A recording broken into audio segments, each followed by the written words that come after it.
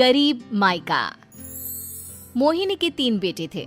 पति खूब अच्छा कमाता और बड़े घर के ऐश सब था मोहिनी के जीवन में। लेकिन एक चीज जो नहीं थी वो थी सुकून। मेरी बहन और मेरा भाई दोनों गरीब, लेकिन मैं मेरे पास तो नोट की बरसात है। तभी मोहिनी की बहन बीना उसके दरवाजे आ जाती है। अरे मोहिनी, कैसी है? मेरे घर में ना सिलेंडर खत्म हो गया है। तेरे पास तो इतने पैसे हैं, भरवा देना मेरा सिलेंडर। पैसे जैसे ही आ जाएंगे मैं दे दूंगी। तभी मोहिनी का पति राकेश आ जाता है। क्या है बिना, ये अपने घर की परेशानी हम लोगों के घर ना गाया करो। तुम्हारी बहन को तुम लोगों पर तरस आ जाता है और वो पैसे देने लग जाती है।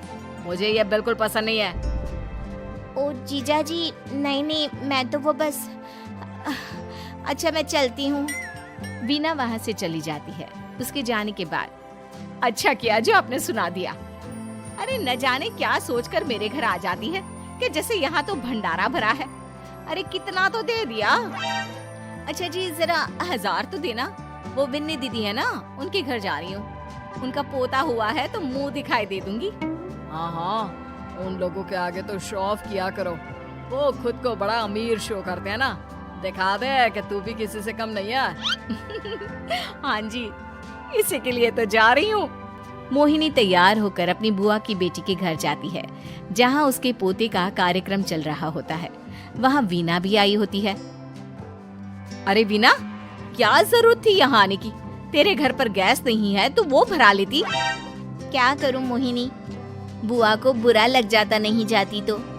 वैसे मेरे पास एक जोड़ा बच्चे का कपड़ा रखा था, वही अपनी चांदी के पायल के साथ देने जा रही हूँ। घर पर गैस थी नहीं, सोचा परिवार यहीं खाना खा लेगा, बाकी सुबह का सुबह देखा जाएगा। मोहिनी को बहन पर दया आ जाती है। वो पर्स से 1000 रुपए निकाल कर दे देती है। ले बिना, लेकिन पैसे वापस कर देना, तेरे जीजाजी हिसाब लेते हैं। मोहिनी भी क्या करती, गरीबी में बहन का सहारा ही उसके जीवन जीने का आधार था। फिर एक रोज, सुनिए, भाई के घर बेटी हुई है, मुझे माँ के पास जाना होगा। अरे उस घर में ना कूलर है ना एसी, कैसे रहोगी तुम? हाँ, वही सोच रही हूँ कि अकेली जाऊं, बच्चों को साथ ना ले जाऊं। चली जाओ, लेकिन ये जो तुम अपने गरीब परिवार से मिलने चली जाती हो ना, मुझे बिल्कुल अच्छा नहीं लगता। पता नहीं मैं भी कैसे मैनेज करती हूँ, लेकिन क्या करूँ। मोहिनी भाई भाभी के घर आती है। मोहिनी, कैसे आना हुआ?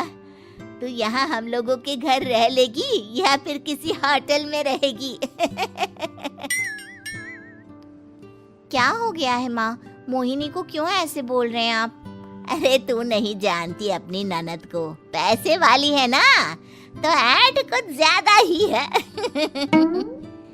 मोहिनी को माँ की बात का बुरा नहीं लगता है, क्योंकि उसे पता ही नहीं चलता कि माँ उसे जली कटी सुना रही है। वो भाभी की बच्ची के साथ लेन देन करती है और वहाँ से चली जाती है। उसके जाने के बाद, माँ, क्यों आप मोहिनी को इतनी सारी बातें सुनाती हो?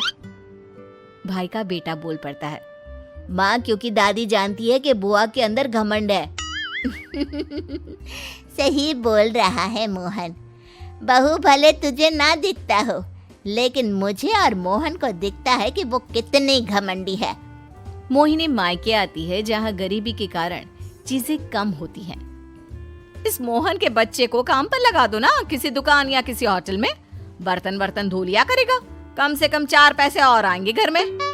देख मोहिनी, माना तेरे पास पैसा है, लेकिन तेरे भाई के दिन इतने भी बुरे नहीं चल रहे कि वो अपने बच्चे की पढ़ाई रुकवाकर उससे बर्तन धुलवाए। मोहन माँ की ओर देखता है, जैसे आंखों से बोल रहा हो, देख लिया बुआ का हाल।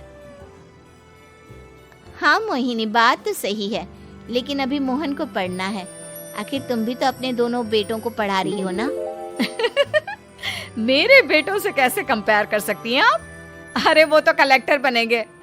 हाँ, कल को वो मोहन को नौकरी में रख लेंगे, क्यों? मोहिनी कुछ दिन और रहकर चली जाती है। धीरे धीरे दिन बीतता है। मोहन बड़ा होता है और कड़ी मेहनत से सफल भी हो जाता है। मोहिनी, माँ के जाने के बाद तो तुमने भाई भाभी के घर जाना छोड़ ही दिया, क्यों?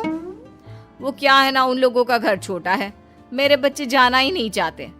पर तुझे क्यों अचानक मायके की बात याद आ गई? यार, मेरा तो मायका है, भाई भाभी है, मेरा तो आना जाना लगा ही रहता है। हाँ, क्योंकि तुझे आदत है ना ऐसे छोटे से घर में और कम पैसे में रहने की। वैसे क्या खबर है आजकल मायके की अपने? अब वो घर छोटा और कम पैसे का नहीं रहा, क्योंकि मोहन तो बहुत बड़ा आदमी बन गया है। फिर क्या? मोहिनी भाभी को फोन करती है। मोहन किसी बड़ी कंपनी का मैनेजर हो गया है क्या भाभी? क्या ये सच है? हाँ मोहिनी दीदी, अब तो हम लोगों के गरीबी के दिन कट गए। आपके भाई ने कोई अच्छे कर्म किए होंगे जो हम लोगों का बेटा इतना अच्छा कमा रहा है। देख लो भाभी, पहले भी आपने कई गलतियां की थी, आप थोड़ा संभल कर चलना। भाभी को मोहिनी की बात समझ में नहीं आती कि वो क्या कहना चाहती है। फिर एक दिन वीना मोहिनी से कहती है, मोहिनी, हमारा भतीजा मोहन अच्छा कमा रहा है, क्यों ना मैं अपने बेटे की नौकरी के लिए उससे बात करूं? अरे बुआ का बेटा है, ये सोचकर मदद तो करेगा ना? हाँ हाँ, क्यों नहीं करेगा, उसके बुरे दिन में तो हम भी खड़े थे। मोहन को वीना फोन करती है और अपने बेटे की मदद करने की बात करती है। हाँ हाँ बुआ, क्यों नहीं, आप सिद्धार्थ को भेज दें, मैं अपनी ही कंपनी में उसकी नौकरी करवा देता हूँ।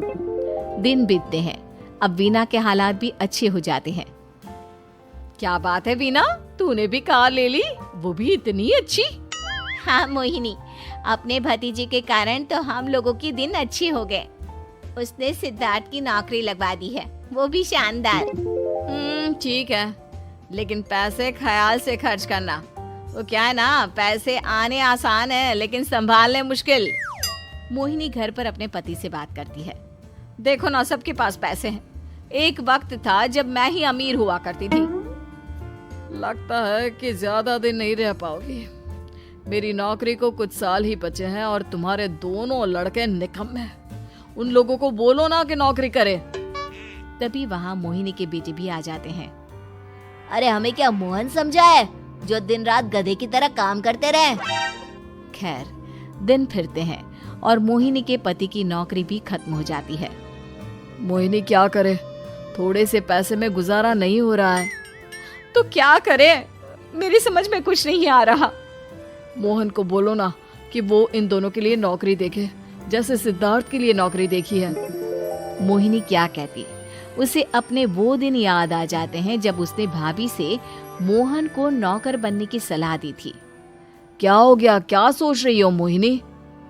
यही कि वक्त कभी भी किसी का भी पलट सकता है, ऊपर वाले से डर कर रहना चाहिए।